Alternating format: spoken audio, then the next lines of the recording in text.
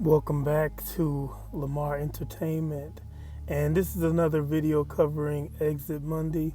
But I think in addition to that, I'm going to add a little fun to it by talking about just scenarios in general that relate to it, whether that be via movies or some sort of other entertainment platform. But with no further delay, let's get into it.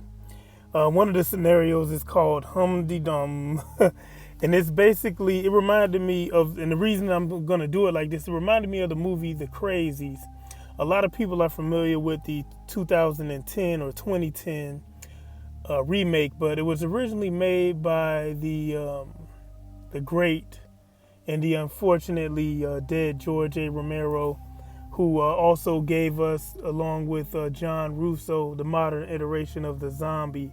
Zombies have become significantly more popular in the post-2000s. I mean, when I was a fan of the original George A. Romero trilogy and also the John Russo Living Dead series, zombies weren't on the front burner, but now they've kind of been overdone. I think zombies have oversaturated the market, but I'm going to read the beginning of this Exit Mundi scenario, and then I'll talk a bit more about the crazies.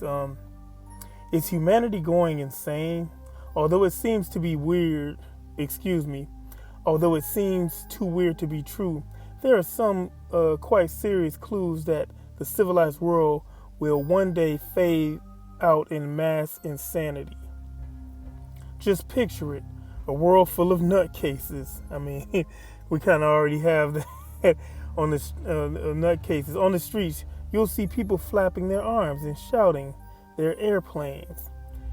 In the president's office, a moron will say, "I wonder what this button does," and promptly start a nuclear war. Others will kill themselves, jumping from buildings to prove that they can fly, shooting each other up for fun, or stepping in front of trains because they think they're a Superman. Admit it, it would rather be an odd way to go out. Now, this is from exitmundi.nl, and you can finish reading the article, but with that intro out of the way, let's get into some of the on the plausibility meter. I say this scenario is one of those ones that are more likely to happen.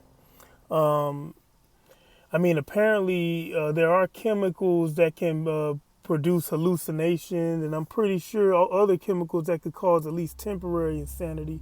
Now, if a nefarious government were to weaponize some sort of agent, just like in the movie, and getting back into the movie, actually that segues right into the movie. Yes, the original Crazies I think is superior, even though, of course, the budget of the 2010 remake was much higher. The action was probably better because of the modern special effects. But the 1973 version was more interesting because the insanity from the toxin, and I want to say it was called Codename Trixie, it was Trixie. The long and short of it was, in the original 1973 version, people who went crazy, they weren't all homicidal. Some of the crazies were just actually crazy. They weren't out killing people, and they weren't like working together like it's the zombie effect. It's part of the reason why zombies have been overdone, because in the remake of the Crazies, you had these outdoor, let's call them the Second Amendment enthusiasts. They were hunting, I think, illegally at the time, and that's when they stumbled across a guy attached to a parachute on a down plane, which I guess was where the chemicals spilled originally. And long and short of it, these hunters end up working together later in the movie in a very coordinated manner as a team, hunting and killing people.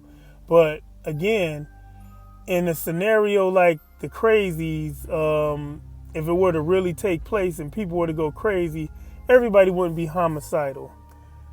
I'll catch you in the part 2 of this.